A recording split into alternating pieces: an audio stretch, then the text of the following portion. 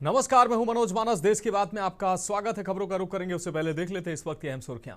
संसद में आतंकी हमले की 24वीं बरसी, पीएम मोदी ने शहीदों को किया नमन। पीएम मोदी बोले, भारत जवानों के सर्वोच्च बलिदान के लिए हमेशा आभारी रहेगा। कोलकाता में मेसी के फैंस का बवाल, स्टेडियम में फेंकी कुर्सियां और बोतलें, सीएम ममता बनर्जी ने मांगी माफी।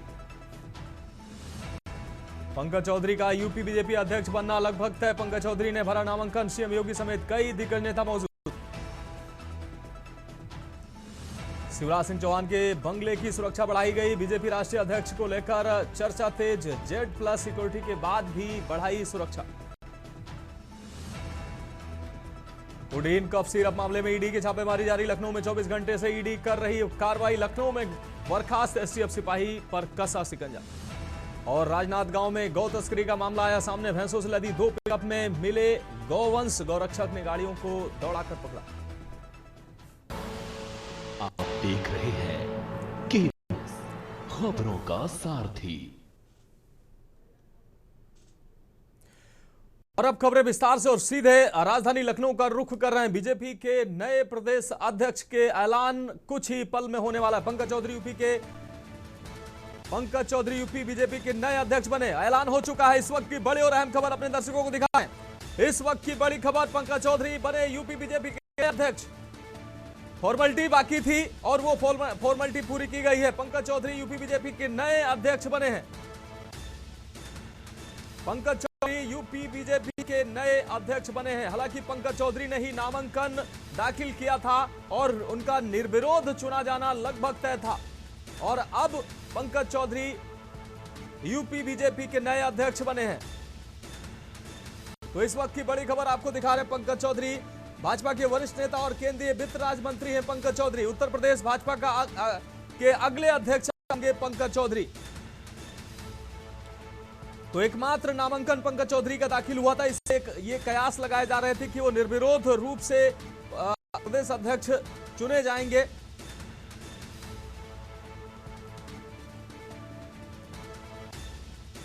तो मुख्यमंत्री योगी आदित्यनाथ, उप मुख्यमंत्री केशव प्रसाद मौर्य और ब्रजेश पाठक उनके प्रस्तावक बने थे। इस दौरान बीजेपी के राष्ट्रीय संगठन महासचिव विनोद तावड़े और भाजपा प्रमुख महेंद्र नाथ, लखनऊ भाजपा प्रमुख महेंद्र पांडे चुनाव अधिकारी के रूप में पंकज चौधरी का नामांकन स्वीकार करते नजर आए थे। आपको बता दें कि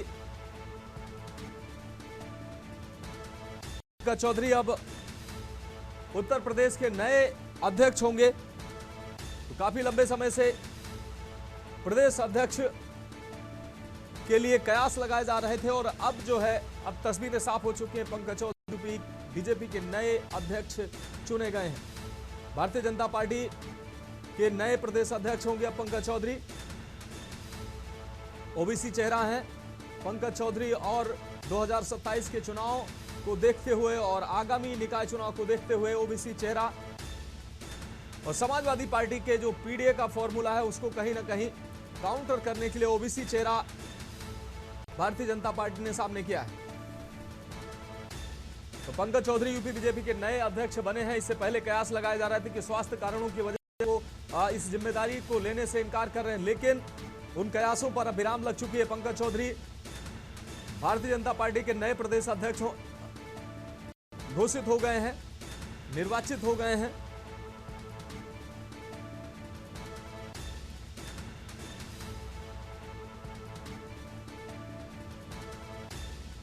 मनीष तिवारी हमारे संवाददाता अधिक जानकारी के साथ जुड़ गए हैं। मनीष, पंकज चौधरी यूपी बीजेपी के नए अध्यक्ष, उनके नाम का ऐलान हो चुका है, क्या कुछ अहम जानकारी?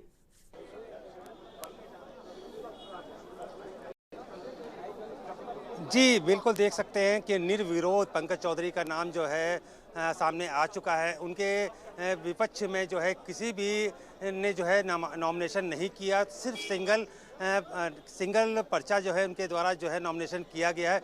तो कहा जाए कि उत्तर प्रदेश के जो नए प्रदेश अध्यक्ष हैं वो पंकज चौधरी हैं, जो महाराजगंज के रहने वाले हैं, 7 बार के सांसद हैं। और जिस प्रकार से मुख्यमंत्री और बाकी सभी नेता की मौजूदगी में जो है पूरी तरीके से जो है ये प्रक्रिया पूरी कर ली गई है। सिर्फ एक नाम, एक नॉमिनेशन, वो भी सिर्फ पंकज चौधरी का और प्रदेश अध्यक्ष 100% अब उनका फाइनल हो गया। सिर्फ एक कल औपचारिक घोषणा होगी और कल केवल पीयूष गोयल के द्वारा जो केंद्रीय मंत्री हैं उनके द्वारा यहाँ पर घोषणा की जाएगी। धूमधाम से जो है उनका स्वागत किया जाएगा। जिस प्रकार से आज भी पहुँचे थे तो उनका स्वागत किया गया था। मुख्यमंत्री उनसे यहाँ पर पहुंच गए थे।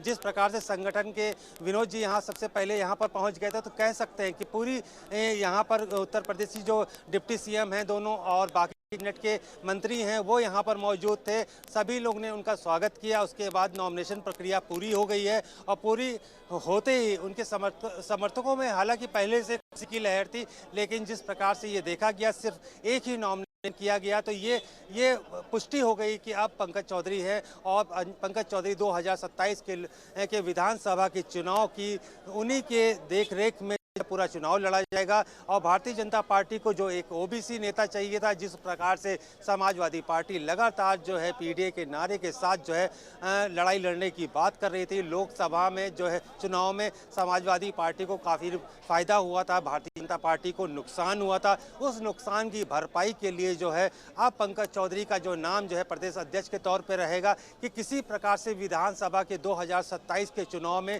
किसी प्रकार की कोई कमी ना रह जाए, कोई लापरवाही ना हो। जिस प्रकार से अगर देखा जाए यादव संख्या की सबसे ज़्यादा उत्तर प्रदेश में सबसे ज़्यादा परसेंटेज है। सेकंड नंबर पे देखा जाए कुर्मी बरादरी के लोग आते हैं। ये एक सबसे बड़ा खेल जो है भारतीय जनता पार्टी की तरफ से खेला गया है, जिससे किसी प्रकार से 2027 के विधानसभा चुनाव में किसी प्रकार की कोई चूक ना हो। आइए हम उन तस्वीरों को भी दिखाते हैं। आप देख सकते हैं कि लगातार जो है जो यहाँ पर अभी मुख्यमंत्री जो हैं यहाँ से जा चुके हैं, उसके अलावा जो है पंकज चौधरी वहाँ पर मौजूद थे। आप देख सकते हैं तस्वीरों में किस तरीके से मीडिया और काफ़ी भीड़ है कार्यालय में।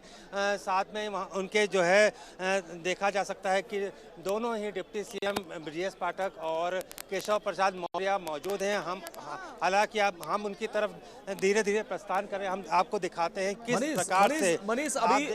मनीष औपचारिकताएं लगभग पूरी होनी बाकी है। अभी क्या आधिकारिक घोषणा हुई है या अभी आधिकारिक घोषणा नहीं हुई है? वैसे तो यह है कि पंकज चौधरी ही बीजेपी के नए प्रदेश अध्यक्ष हैं।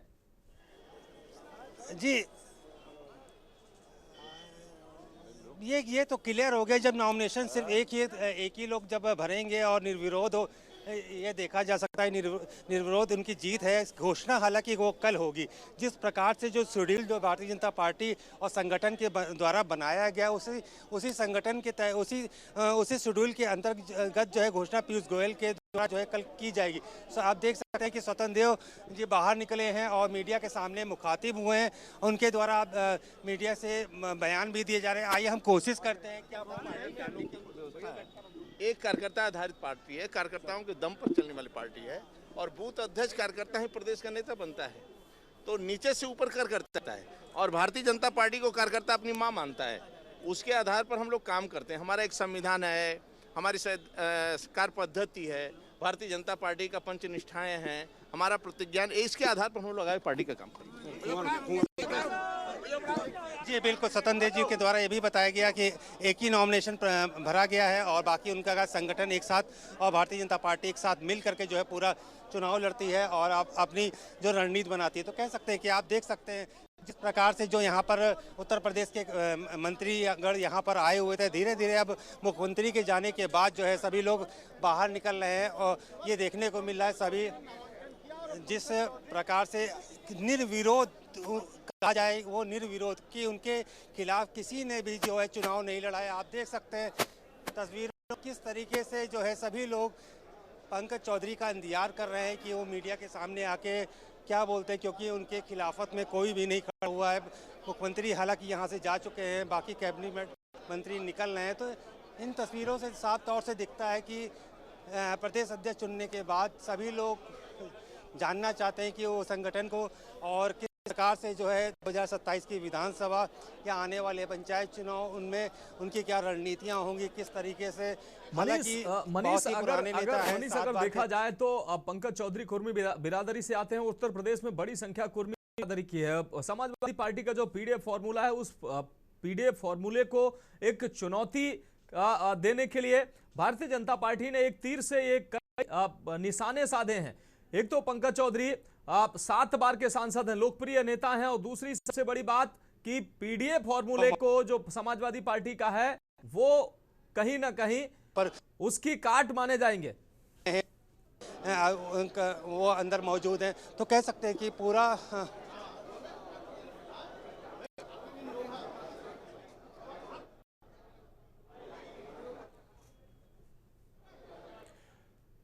मनीष मैं सवाल दोहरा देता हूं। मनीष, पंकज चौधरी की बात करें, पंकज चौधरी कुर्मी बिरादरी से आते हैं और बड़ी संख्या में कुर्मी बिरादरी है उत्तर प्रदेश में। ऐसे में 2027 की लड़ाई को आसान करने के लिए और पीडीए की एक मजबूत काट के तौर पर भारतीय जनता पार्टी ने पंकज चौधरी को मैदान में उतारा है। 7 बार के सांसद हैं और लोकप्रिय नेता माने जाते हैं।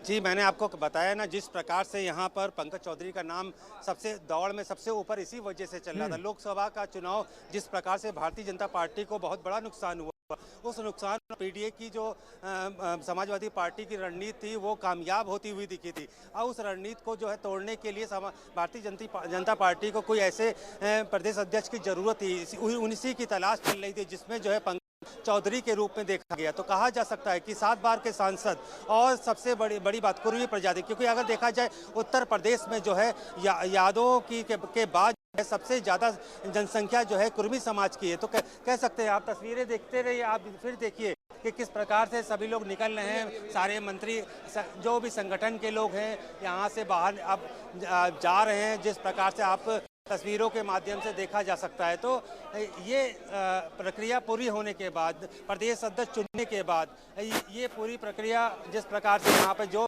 बड़े लोग और जो भी मुख्यमंत्री से लेकर जो भी नेतागण, संगठन के जो महामंत्री से लेकर के जो यहाँ पर आए हुए थे कार्यालय में, सब एक एक करके जो है बाहर की तरफ अब जा रहे हैं। तो कह सकते हैं कि पूरी प्रक्रिया आज कंप्लीट हो गई है। नाम सभी को नाम मालूम हो गया है कि पंकज चौधरी अब उत्तर प्रदेश के प्रदेश अध्यक्ष रहेंगे और साथ ही साथ विधानसभा की पूरी गणित और रणनीति उनके ही द्वारा बनाई जाएगी। तो कह सकते हैं कि पूरा विधानसभा का चुनाव उन्हीं के इर्द गिर्द और उन्हीं के भरोसे पर जाएगा। उन्हीं के द्वारा जो है समाजवादी पार्टी जो विपक्षी पार्टी है, सबसे बड़ी पार्टी है, उसकी भी तोड़ की किस प्रकार से उनकी तोड़, क्योंकि 2022 के चुनाव में भी और लोकसभा के चुनाव को सभी को ध्यान में रखते हुए इस प्रक्रिया को किया जा रहा। तो कहा जाए जिस प्रकार से नॉमिनेशन सिर्फ एक है और नाम की पुष्टि हो चुकी है, कल घोषणा होगी और इस घोषणा के चलते केवल कल पीयूष गोयल यहाँ पर पहुँचेंगे और सभी लोग यहाँ पर डिप्टी सीएम से लेकर सभी लोग यहाँ पर रहेंगे। उनके द्वारा पूरे नाम घोषणा की जाएगी और उसके बाद जो है यहाँ पर धूमधाम से उनका स्वागत भी किया जाएगा। पूरी तैयारी भारतीय जनता पार्टी की तरफ से की गई है। भव्य तैयारी की माना जा रहा है कि पूरी तरीके से यहाँ पर कल देखने को मिलेगी। तो कह सकते हैं कि जो समय से चर्चा चल रही थी कि अब उत्तर प्रदेश का प्रदेश अध्यक्ष कौन होगा, तो काफ़ी लोग दर्जनों नाम जो है और जिस प्रकार से उसमें से कमी होते 6 लोगों के नाम तो लास्ट का आज सुबह तक चलते रहे। लेकिन जिस प्रकार से अमित शाह के जो गृह मंत्री हैं अपने देश के, उनके घर पे जो 3 घंटे की बैठक थी, वहाँ से जो खबरें निकल करके सामने आई थी कि प्रदेश अध्यक्ष का नाम जो चुन लिया गया है वो पंकज चौधरी के तौर पे है, क्योंकि नरेंद्र मोदी के भी जो है पंकज चौधरी बहुत ही खास है। राज्य मंत्री का दर्जा उनके पास है पहले से। तो कह सकते हैं कि सबसे लोकप्रिय और मोदी और अमित शाह के सबसे चाहने वाले सांसद हैं। तो उससे सभी लोगों ने जब उनके घर में बैठक के बाद जो है पूरी प्रक्रिया होने के बाद पूरे सुबह तक ये खबर आ चुकी थी कि उनके ही नाम पर पुष्टि होगी। जिस प्रकार से अब ये देखा जाए नॉमिनेशन सिर्फ एक लोगों के द्वारा भरा गया है और अब एक नाम तो केवल औपचारिक घोषणा कल होनी है और केवल पूरे उत्तर प्रदेश में एक मैसेज देना है कि हमने ओबीसी समाज को जो है फिर एक बार आगे बढ़ा करके, जिस प्रकार से देखा आगे बढ़ाया गया है और ओबीसी समाज को भारतीय जनता पार्टी से जोड़ने के लिए पूरा हर एक पहलू, हर एक चीज़ को जो देखा जाएगा। तो कहा जाए जिस प्रकार से आप देख सकते हैं कि लगातार किसी न किसी के आने की आवाजाही और जाने। पीयूष गोयल जी पहुंच गए हैं। आप ये देखिए तस्वीरों में देख सकते हैं कि केंद्रीय मंत्री पीयूष गोयल जो है भारतीय जनता पार्टी के कार्यालय में पहुंच चुके हैं, अंदर की तरफ प्रवेश कर रहे हैं। कि अब वो वहाँ पर पहुँच करके जो है पंकज चौधरी जी से मिलेंगे, तो कह सकते हैं केंद्रीय मंत्री पीयूष गोयल जो कल उनके द्वारा जो है औपचारिक घोषणा करनी है, क्योंकि सिर्फ एक नॉमिनेशन हुआ है। जो एक खबर मिल रही थी कि पीयूष गोयल जी यहाँ पर पहुँच रहे हैं और पहुँच करके जो है उनके द्वारा ही प्रदेश अध्यक्ष की घोषणा की जाएगी, वो देखने को मिलेगा। अभी कुछ पल पहले वो जो है भारतीय जनता पार्टी के कार्यालय में पहुंचे हैं। सारी मीडिया उनका भी इंतजार कर रही थी कि कब वो यहाँ पहुंचे और पंकज चौधरी जी से मिले। अब नॉमिनेशन की प्रक्रिया के एक फॉर्मेलिटी कह सकते हैं नाम घोषणा को लेकर के। कल उनके द्वारा ही पंकज चौधरी का एक बार नाम की घोषणा की जाएगी और उसके बाद पूरी तरीके से पुष्टि हो जाएगी। जी हाँ बिल्कुल मनीष, एक और महत्वपूर्ण सवाल है। अगर बात पंकज चौधरी की जाए, अब महाराजगंज से आते हैं और गोरखपुर के नजदीक है, तो मुख्यमंत्री से उनकी नजदीकी की बात करें, चाहे प्रधानमंत्री से, और वो काफी करीबी हैं प्रधानमंत्री के, काफी व्यक्तिगत तौर पर उनके रिश्ते जो है वो काफी अहम माने जाते हैं। एक बार प्रधानमंत्री उनके घर पर भी गए, तो इसको देखते हुए वो पार्टी में तो उनकी स्वीकार्यता है ही, प्रधानमंत्री और मुख्यमंत्री के भी वो चाहते हैं, और बड़े ओबीसी चेहरा होने के नाते वो एक बड़ी जो है भारतीय जनता पार्टी के लिए एक बड़ी जो है ट्रंप का इक्का साबित होने जा रहे हैं।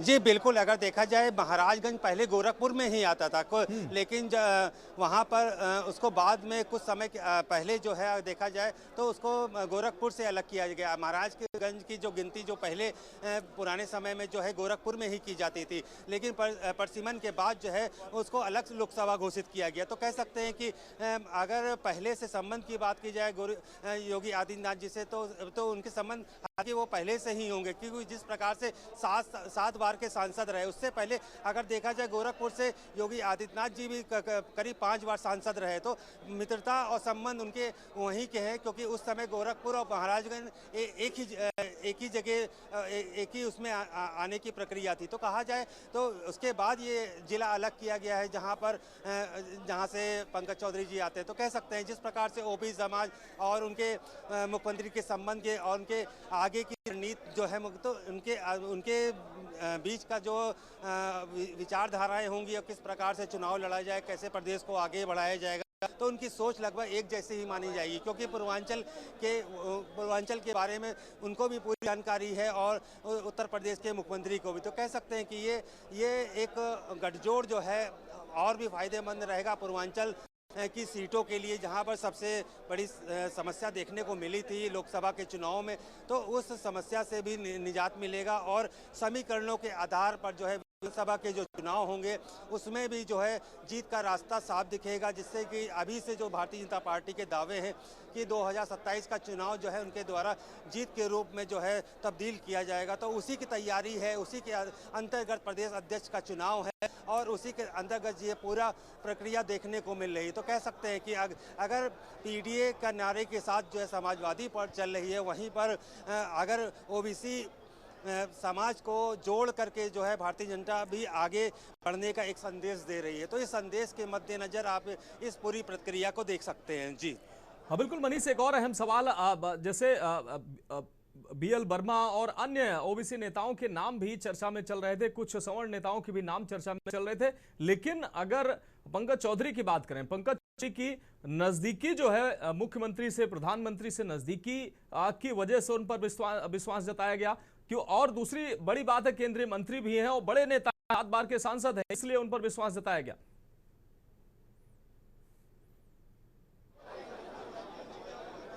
जी बिल्कुल, अगर देखा जाए ईमानदारी छवि और जिस प्रकार से 7 बार अपनी लोकसभा से जीत हासिल करना एक बहुत ही बड़ी बात है, वो भी लगातार जीत हासिल करना, तो वहाँ की जनता के लिए वो कितने लोकप्रिय होंगे।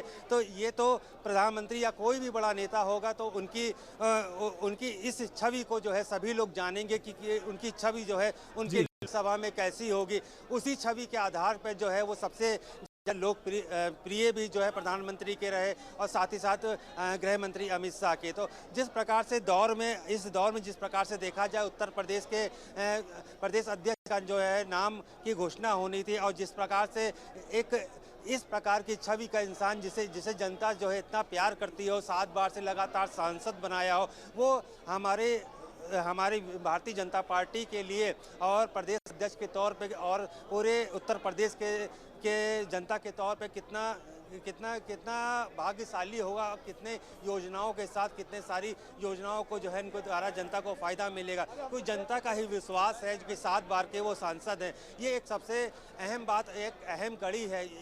काफ़ी कम ऐसे नेता हैं जो इतनी बार उन्होंने जीत हासिल की होगी, क्योंकि किसी न किसी नेता के अंदर अगर जीत हासिल करते हैं ब्रेक भी पाया जाता है। लेकिन कहा जाए 7 बार लगातार जीतना और छवि के तौर पे जनता के सामने किस रूप में होगी ये तो जनता ही जानती होगी। उसी रूप को देखते हुए जो है पूरे संगठन और भारतीय जनता पार्टी संगठन सभी बड़े नेताओं के द्वारा जो है जिस प्रकार से उनका नाम चुना गया, आगे आए और देखा जाए कि उनके विपक्ष में कि उनके खिलाफत में किसी भी नेता ने जिस प्रकार से आधा दर्जन करीब नेताओं के नाम चल रहे थे, किसी ने भी नॉमिनेशन नहीं किया। तो आप सोच सकते हैं कि उनकी छवि के सामने सभी लोग मस्तक हुए। मुख्यमंत्री ने भी आकर के यहाँ पर उनसे मुलाकात की, उनके नॉमिनेशन नाम को देखा। तो कह सकते हैं कि जिस प्रकार से देख सकते हैं कि तस्वीरों में कि लगातार जो है यहाँ पर जिस प्रकार से एक ही नॉमिनेशन फॉर्म है। क्या कहना है अपने प्रदेश अध्यक्ष जी के सिस्टर अयोध्या के जिला जल्दी दीदी अयोध्या। जी बिल्कुल, जिस प्रकार से देखा जाए अभी लोग बोलना नहीं चाह रहे हैं, हम उनसे जानना चाह रहे हैं। उनसे हमने ये प्रयास जरूर किया कि कुछ बताएं जिस प्रकार से जिस लोग का नॉमिनेशन किया गया है। सर कुछ तो बताइए। अब वो बोलेंगे भैया जिन्होंने नॉमिनेशन किया हमको मालूम है। पार्टी के लोग अब पीयूष जी आए वो नहीं बोल रहे, हम बोलेंगे मतलब यार किसी ना बुलवाओ भैया। आप एक नॉमिनेशन है तो कंफर्म। तो ये आपको मालूम है, हमसे क्यों पूछ रहे हो?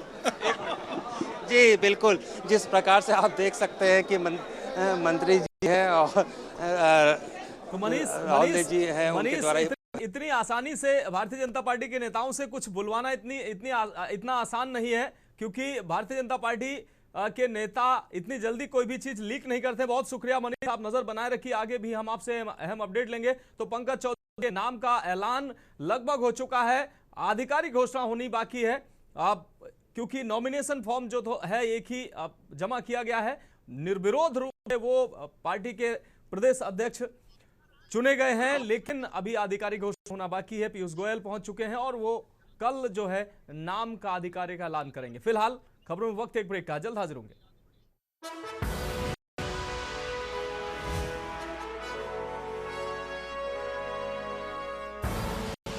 आप देख रहे हैं के न्यूज, खबरों का सारथी। ब्रेक के बाद इसकी बार फिर से आपका स्वागत है। रुक करेंगे अगली अहम खबर का। आपको बता दें उत्तर प्रदेश के कानपुर से इस वक्त की अहम खबर सामने आ रही है। यात्रियों का हंगामा, रवाना हुई स्पेशल ट्रेन। तो कानपुर रेलवे स्टेशन पर यह हंगामा देखने को मिला है। इस वक्त की अहम खबर, यात्रियों का हंगामा, रवाना हुई स्पेशल ट्रेन। ट्रेन के सेंट्रल स्टेशन पहुंचते ही यात्रियों ने नारेबाजी शुरू की। नंबर 6 और 7 पर ट्रेन के यात्रियों ने हंगामा किया। प्लेटफॉर्म नंबर 6 और 7 पर ट्रेन के यात्रियों ने हंगामा किया। इस वक्त की अहम खबर आपको कानपुर से दिखाना है। प्लेटफॉर्म नंबर 6 और 7 पर ट्रेन के यात्रियों ने हंगामा किया। आपको बता दें, हंगामे की सूचना पर रेलवे कर्मचारी मौके पर पहुंचे। फिलहाल यात्रियों को शांत कराने के बाद ट्रेन को आगे रवाना किया गया। तो कानपुर से अहम खबर, यात्रियों का हंगामा, रवाना हुई स्पेशल ट्रेन। मोहित पांडे हमारे संवाददाता अधिक जानकारी के लिए हमारे साथ जुड़ गए हैं। मोहित, यात्रियों का हंगामा देखने को मिला है, स्पेशल ट्रेन रवाना होने के बाद यात्रियों ने हंगामा किया है, क्या है ये पूरा मामला? विरोध का कारण क्या है, हंगामे की वजह?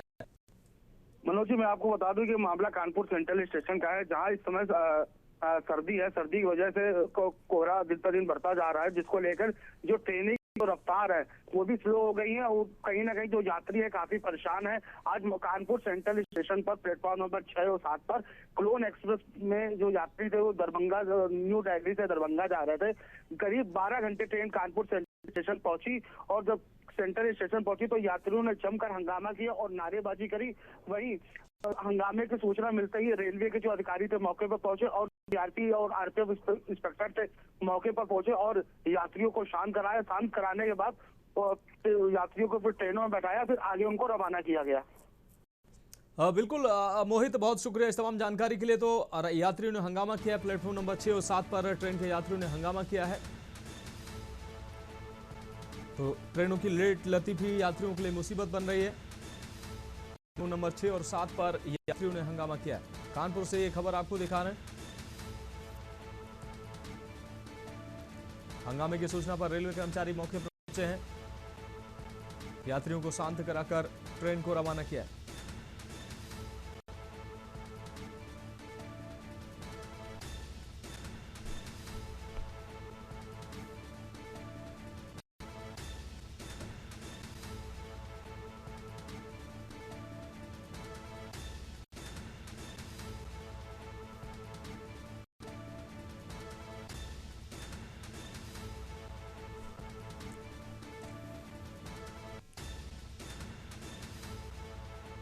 उत्तर प्रदेश के कानपुर से अहम खबर आपको दिखा रहे हैं। रेलवे यात्रियों ने कानपुर स्टेशन पर हंगामा किया है। प्लेटफॉर्म नंबर 6 और 7 पर ट्रेन के यात्रियों ने हंगामा किया है।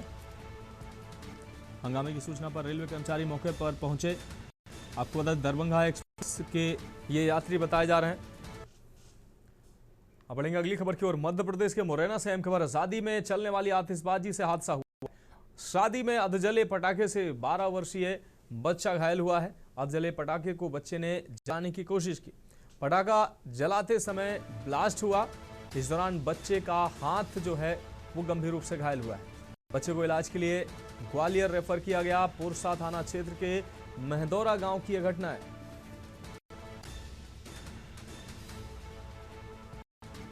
अधजले पटाखे को बच्चों ने जलाने का प्रयास किया। इस दौरान विस्फोट हुआ जिससे बच्चे का हाथ जो है गंभीर रूप से घायल हुआ है। बच्चे को इलाज के लिए ग्वालियर रेफर किया गया है। पोरसा थाना क्षेत्र के महदौरा गांव की यह घटना है। तो जनपद मुरैना से अहम खबर। शादी में चलने वाली आतिशबाजी से हादसा हुआ है। मुरैना में शादी में चलने वाली आतिशबाजी से हादसा हुआ। अधजले पटाखे को बच्चों ने जलाने की कोशिश की और अधजले पटाखे को जलाने के दौरान ब्लास्ट हुआ जिससे बच्चे का हाथ डैमेज हुआ है।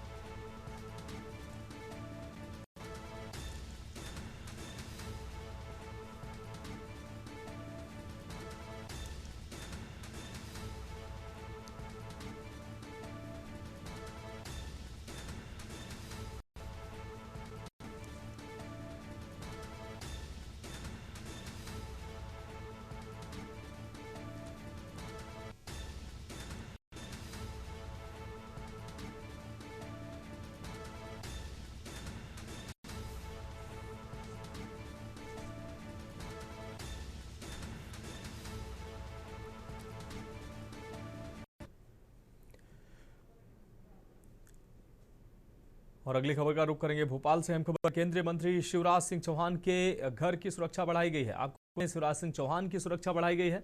अचानक बंगलों के सामने बैरिकेडिंग की गई है। सुरक्षा बढ़ने का कारण अभी तक स्पष्ट नहीं हो सका है। दिल्ली से प्राप्त निर्देशों के आधार पर बढ़ाई है सुरक्षा। राष्ट्रीय अध्यक्ष बनाए जाने के लगाए जा रहे हैं कयास। एक दिन पहले शिवराज के घर हुआ था सांसदों का भोज। गृह मंत्रालय ने बढ़वाई भोपाल और दिल्ली में सुरक्षा। दिल्ली से प्राप्त निर्देशों के आधार पर सुरक्षा बढ़ाई गई है।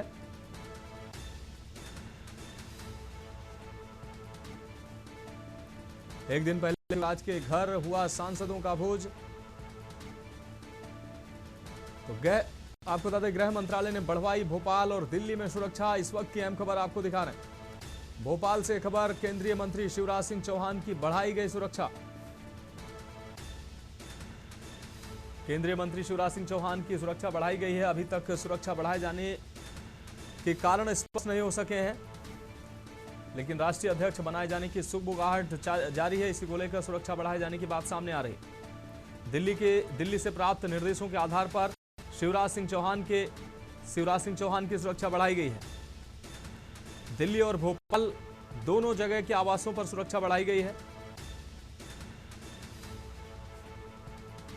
एक दिन पहले शिवराज के घर हुआ सांसदों का भोज। गृह मंत्रालय ने बढ़वाई भोपाल और दिल्ली में सुरक्षा।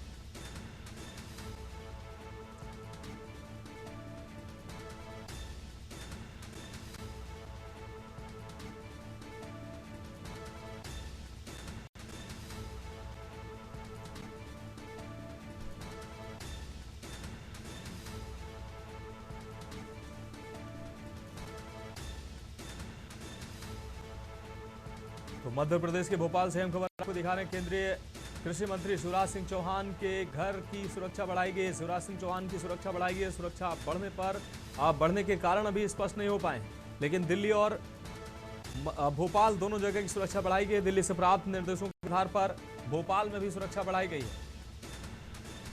तो दिल्ली और भोपाल दोनों आवासों पर सुरक्षा बढ़ाई गई है। दिल्ली से प्राप्त निर्देशों के आधार पर सुरक्षा बढ़ाई गई है।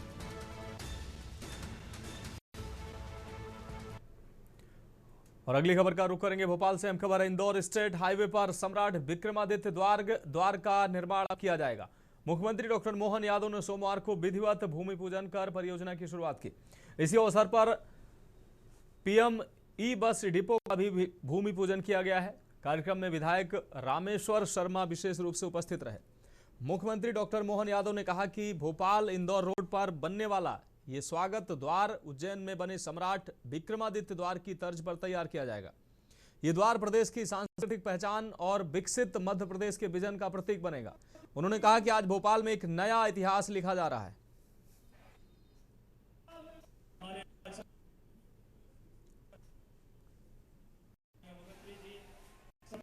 दो वर्ष मध्य प्रदेश के जनमानस में विकास की नई गति देने और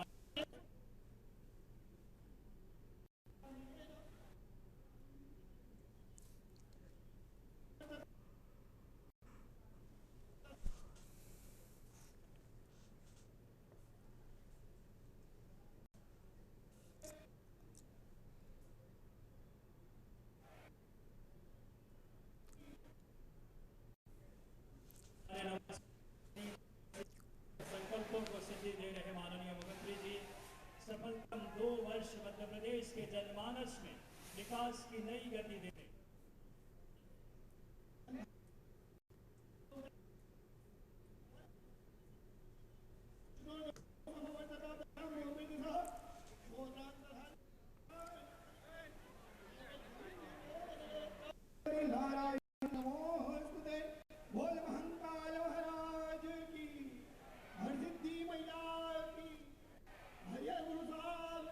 हमारे नवाचार के धनी दूरदर्शी सोच और संकल्पों को सिद्धि दे रहे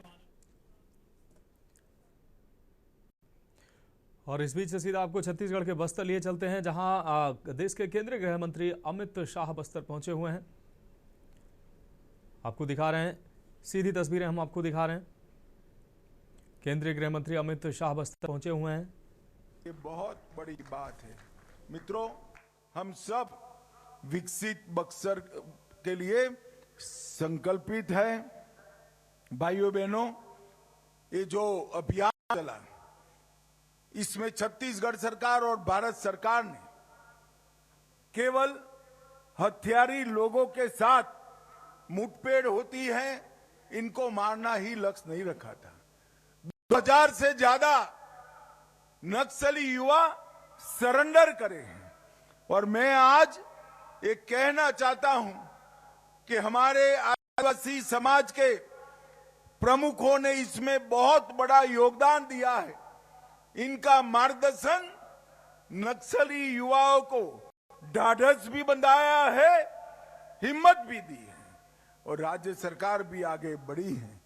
मैं आज सभी समाज के प्रमुख और समाज सेवकों को भी अपील करता हूं, जो लोग आज भी हथियार हाथ में लिए घूमते हैं, इनको समझाकर मुख्य धारा में वापस लाने का काम करिए।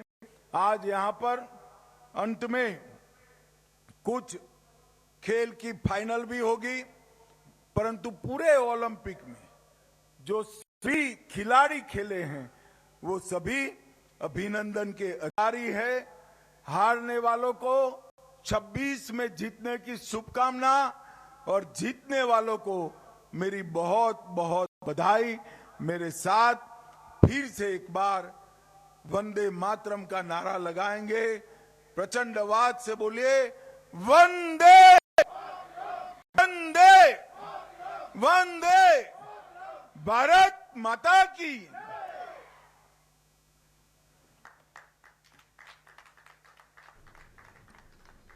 आज के कार्यक्रम में मुख्य अतिथि।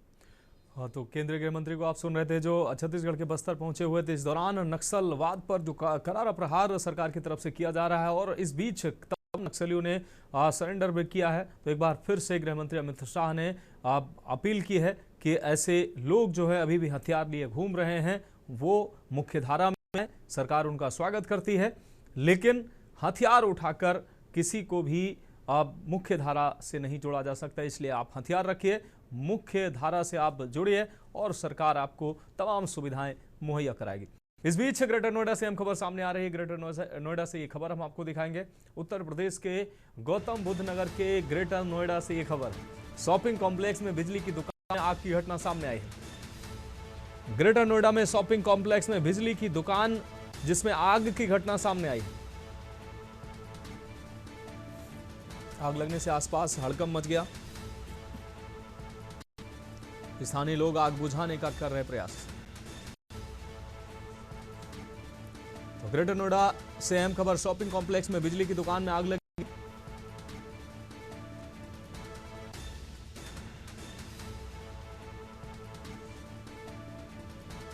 आग लगने से आसपास हड़कंप मच गया। इस वक्त की खबर आपको दिखा रहे हैं।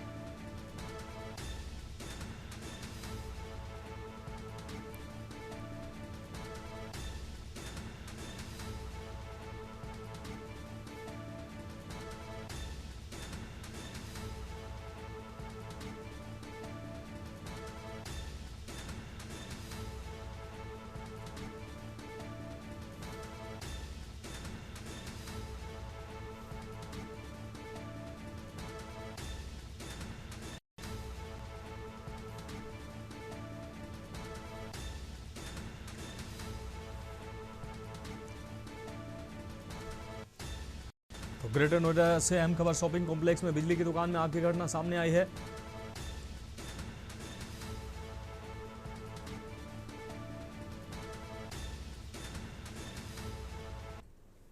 अब बढ़ेंगे अगली खबर। सिवनी के पेंच टाइगर रिजर्व से एक ऐसा रोमांचक वन्यजीव नजारा सामने आया है जिसने पर्यटकों को हैरान कर दिया है। शाम की सफारी के दौरान जंगल के बीचों बीच एक पेड़ पर तेंदुआ लटका हुआ दिखाई देता है और ठीक उसके नीचे 3 सियार घुमड़ घुमड़ कर उसकी हर हरकत पर नजर टिकाए इंतजार कर रहे हैं। इसी बीच तेंदुआ अचानक पेड़ से लंबी छलांग लगाता है और उसी पल तीनों सियार बिजली की तरह उसके पीछे दौड़ पड़ते हैं। पूरा दृश्य इतना रोमांचक था कि पर्यटक हैरान रह गए और तुरंत इसे अपने मोबाइल कैमरे में कैद। अब ये वीडियो सोशल मीडिया पर तेजी से वायरल हो रहा है। पुनेम देवी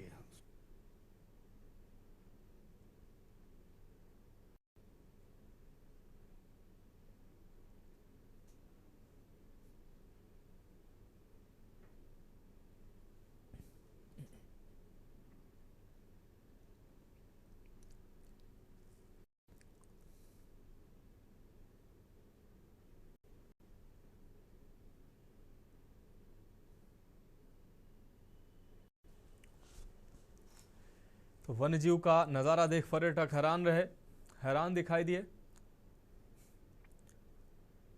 पेड़ पर बैठा तेंदुआ पेंच टाइगर रिजर्व का ये रोमांचक वीडियो सामने आया।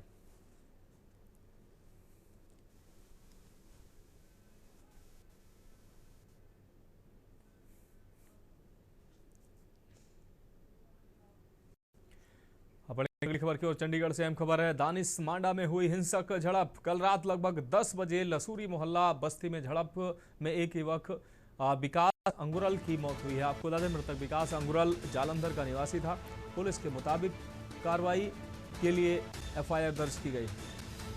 चंडीगढ़ से अहम खबर दानिश मांडा में हुई हिंसक झड़प में एक युवक विकास अंगुरल की मौत हुई है। मृतक विकास अंगुरल जालंधर का निवासी बताया जा रहा है। कल रात लगभग 10 बजे लसूरी मोहल्ला बस्ती में झड़प देखने को मिली।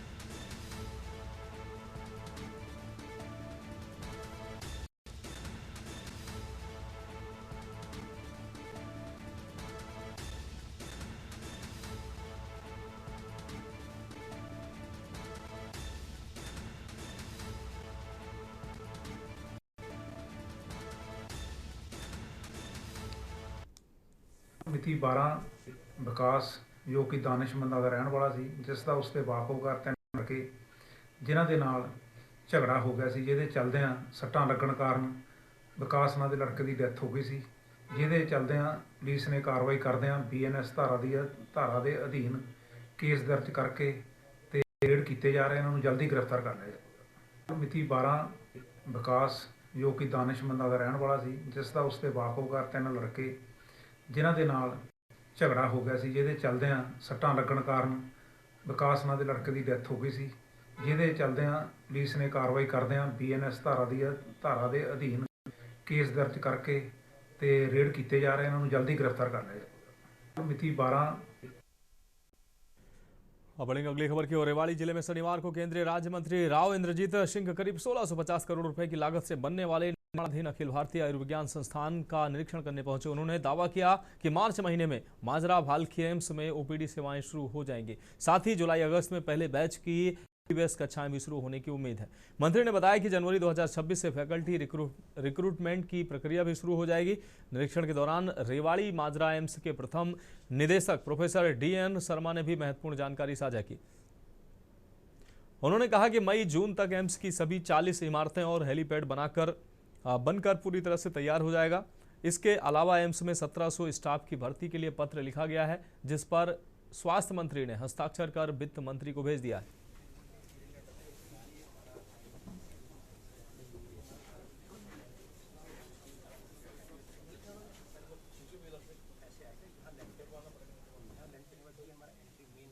सबसे पहले तो मैं बताना चाहूँगा कि बड़े सौभाग्य की बात है कि जो ये खोल क्षेत्र है, बाउल एरिया है, इसमें हमारे माननीय रविंद्र जी केंद्रीय मंत्री भारत सरकार जी, उनके नेतृत्व में हमारे यशस्वी प्रधानमंत्री नरेंद्र मोदी जी, उनसे मिलकर उन्होंने एम्स को लाया और इसका निर्माण कार्य शुरू करवाया था।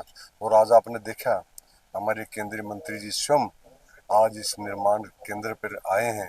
मैं सबसे पहले तो आप सभी का अभिनंदन करना चाहता हूँ, और दूसरा मेरे सौभाग्य कि मुझे इस एरिया में बतौर डायरेक्टर करने का मौका मिला, क्योंकि मैं यहीं से बिलोंग करता हूँ और मेरा जो जन्मभूमि है वो मेरे लिए कर्मभूमि है। तो मैं आप लोगों को निराश नहीं करूँगा। जो कमिटमेंट है और जो मुझे जिम्मा मिला है, स्वास्थ्य मंत्रालय ने मुझे दिया कि आप सब लोगों का स्वास्थ्य का जिम्मा मुझे दिया है और मैं उसको सुरक्षित रखूंगा। तो उसके लिए जो भरसक कोशिश करेंगे, चाहे उसमें इंफ्रास्ट्रक्चर हो, चाहे उसमें मैन पावर हो, सारी चीजें करेंगे। आज माजरा एम्स आए हैं ये देखने के लिए कि कितनी स्पीड से काम चल रहा है। लोगों की आशा है कि OPD तुरंत शुरू किया जाए, लेकिन जैसे कि आपको मालूम है सरकारी कामों में थोड़ा बहुत विलम्ब हो जाता है। तो अब इन्होंने डेट निश्चित करी थी और मेरे को बताई थी आज से 4 महीना पहले। अगली खबर का रुख करेंगे खबर महेंद्रगढ़ से, जहां आपको बता दें कनीना में एक होटल में कुर्सी पर बैठे बैठे अचानक मौत हो गई है। होटल मालिक की मौत से जुड़ा एक CCTV फुटेज भी सामने आया है। फुटेज में एक मोबाइल देखते देखते कुर्सी से नीचे लुढ़क जाता है। परिजन उसे अस्पताल आपको बता दें परिजन उसे अस्पताल में लेकर पहुंचते हैं, जहां डॉक्टरों ने उसे मृत घोषित कर दिया। माना जा रहा है कि होटल मालिक का हार्ट फेल हुआ, वहीं उसने राजस्थान में कंस्ट्रक्शन के ठेके भी लिए हुए हैं। सुनील कुमार अपने घर से खाना खाने के बाद टहलने के लिए निकला था। टहलने के बाद वह अपने होटल में चला गया, जहां पर वह काउंटर की कुर्सी पर जाकर बैठ गया। कुर्सी पर बैठने के बाद वह अपने मोबाइल को देखने लग गया। 3 मिनट मोबाइल देखने के बाद उसको नींद आने जैसा दिखाई दिया, जिसके बाद वह 1-2 बार इधर उधर हिला डुला, जिसके बाद वह कुर्सी से सीधे नीचे गिर गया। उस कुर्सी से नीचे गिरा देखकर वहां पर मौजूद किराएदार व अन्य कर्मचारियों ने उसको उठाया, जिसके बाद वह उसको अस्पताल लेकर गए, जहां डॉक्टरों ने सुनील कुमार को मृत घोषित कर दिया। इसके बाद उसके परिजनों व पुलिस को सूचना दी गई। मृतक का कनीना के अस्पताल में पोस्टमार्टम कराया जाएगा।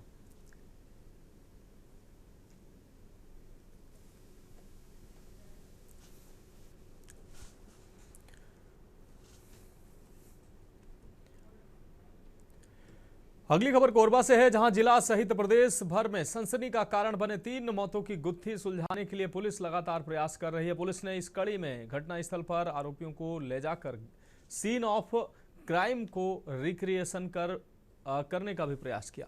पुलिस मामले की तह तक जाने में जुटी हुई है। इस मामले में 6 लोगों के विरुद्ध नामजद अपराध पंजीकृत कर लिया गया है और उनकी गिरफ्तारियां भी हो चुकी हैं। हालांकि दूसरी तरफ पूरे घटनाक्रम को लेकर अभी भी लोगों के मन में कई तरह के सवाल और आशंकाएं व्याप्त हैं। तंत्र मंत्र के जाल में अशरफ मेमन के इस तरह से उलझकर जान गंवाने की बात किसी के गले से उतर नहीं रही है और सोची समझी साजिश को तंत्र मंत्र की आड़ में अंजाम दिलाए जाने की बात पर जोर दे रहे हैं। फिलहाल पुलिस की जांच अभी जारी है। कैसे घटना को अंजाम दिया गया, तांत्रिक के सहयोगियों से बात की जा रही है।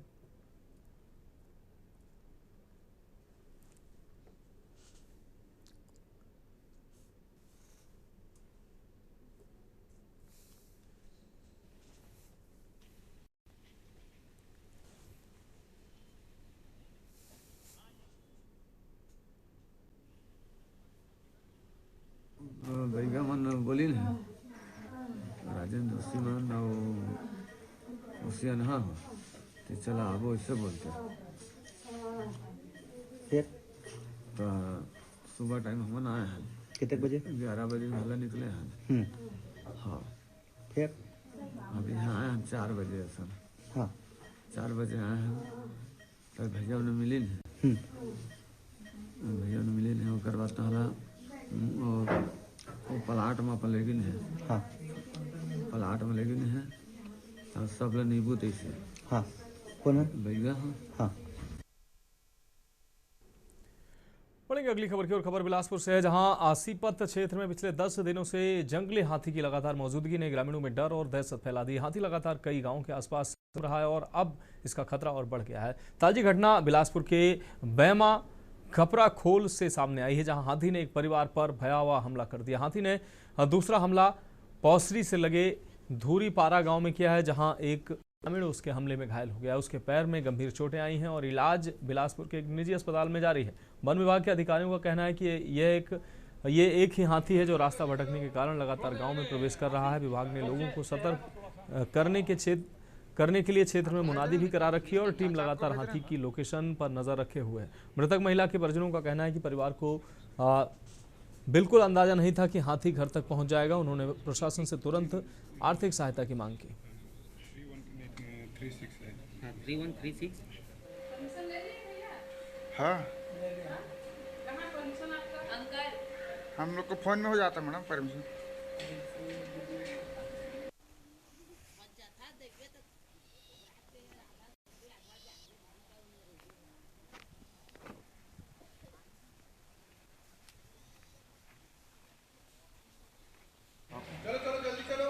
थोड़ा सा आशीष तो चेहरा का थोड़ा सा आपको भेज रहे हैं चाचा, आपको भेज रहे हैं ना।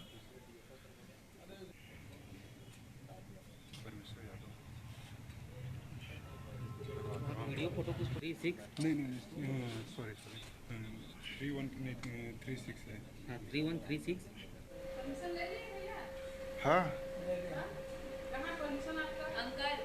हम लोग को फोन में हो जाता मैडम परमिशन।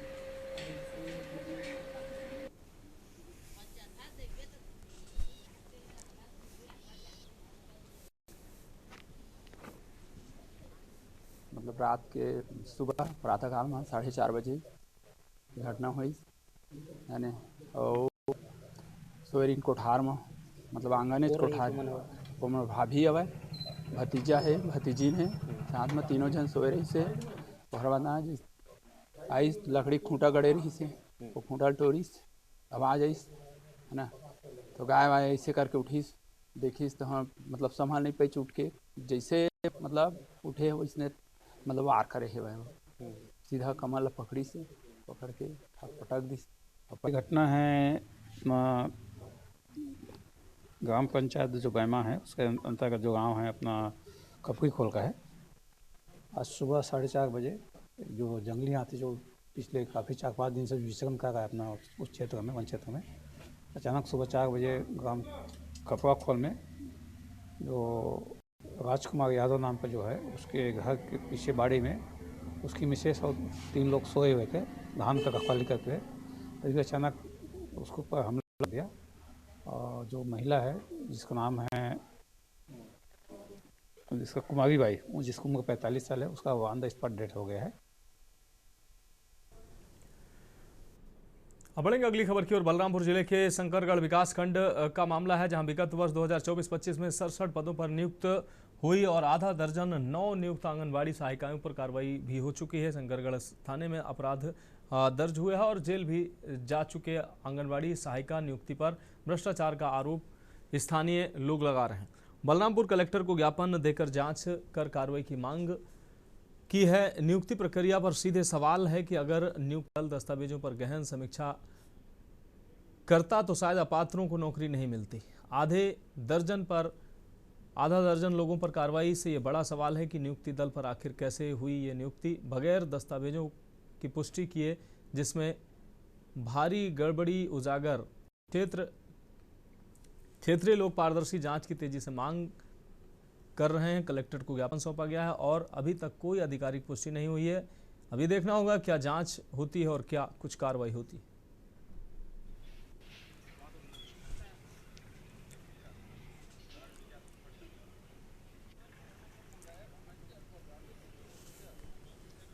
मामला है जो फर्जी अनुसूची के दायरे में जो नौकरी प्राप्त किए हैं सहायिका नियुक्ति हम लोग तो पता ही नहीं था कि ये क्या है। अभी जांच करते करते तो पता हो रहा है धीरे धीरे। हम लोग तो यही चाहेंगे कि शंकरगढ़ ब्लॉक जितना भी जो बनाते हुआ है उसको सही तरीके से जांच करें, हम लोग इतना ही चाहेंगे। 2019-20 में हम लोग भरे थे सहायिका पद में तो उसका नियुक्ति हुआ 2022-23 में। मतलब इसमें बाद में हम लोग चेक किए पता चला कि फर्जी अंकसूची बनता है, फर्जी अंकसूची से नियुक्ति किए हैं कर रहे हैं। अभी हम लोग को पता चला कि फर्जी अंकसूची है इसलिए हम लोग शंकरगढ़ गए और चेक करवाए तो निकलवाए, डॉक्यूमेंट भी निकलवाए। 3-4 महीना के बाद में डॉक्यूमेंट को दिए। फिलहाल खबरों में अभी के लिए मेरे साथ इतना ही। मुझे दीजिए इजाजत और आप देखते रहिए के न्यूज़ इंडिया।